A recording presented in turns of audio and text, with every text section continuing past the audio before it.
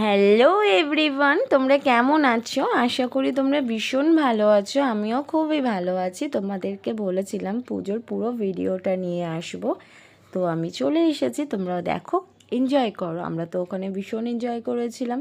তো আমরা সবাই মিলে শাক কাঁসা বাজিয়ে ঘর ডোবাতে চলে গেলাম গঙ্গাকে পুজো দিতে। মহাকায়ং সুন্দরম লম্বোদরম গজাননম বিঘ্ন নাশয় সর্বদেবম হেরম্মম প্রণমাম্যহম সর্ব সিদ্ধিদাতা। তোমরা দেখতেই পেলে মা গঙ্গার কাছ থেকে পুজো দিয়ে আমরা সবাই মিলে রওনা দিলাম। শাক কাঁসা বাজাতে বাজাতে চলে এলাম মা তারার কাছে।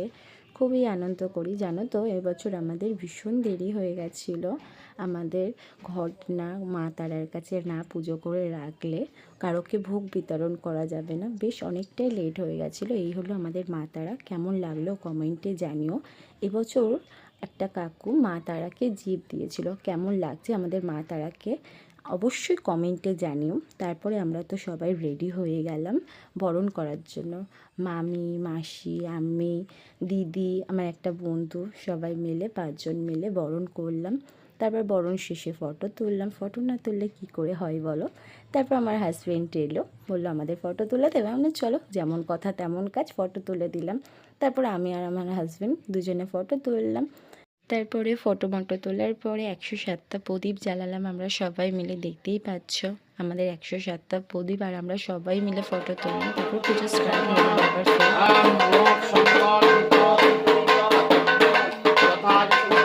তারপরেই তো আমাদের মা তারার গান শুরু হয়ে গেল। তোমরা সবাই জানো কালী ঠাকুরের পুজো অনেকটা রাত ধরে পুজো হয়। আমরা তো ভীষণ এনজয় করি এই পুজোতে, খুবই এনজয় করি।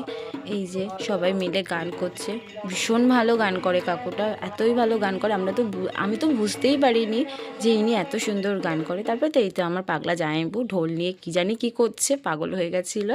এই আমাদের মা তারা। কেমন লাগলো কমেন্টে জানিও, আর আমার ভিডিওটা কেমন হলো কমেন্টে জানিও। ওকে, বাই অ্যান্ড লাভ ইউ।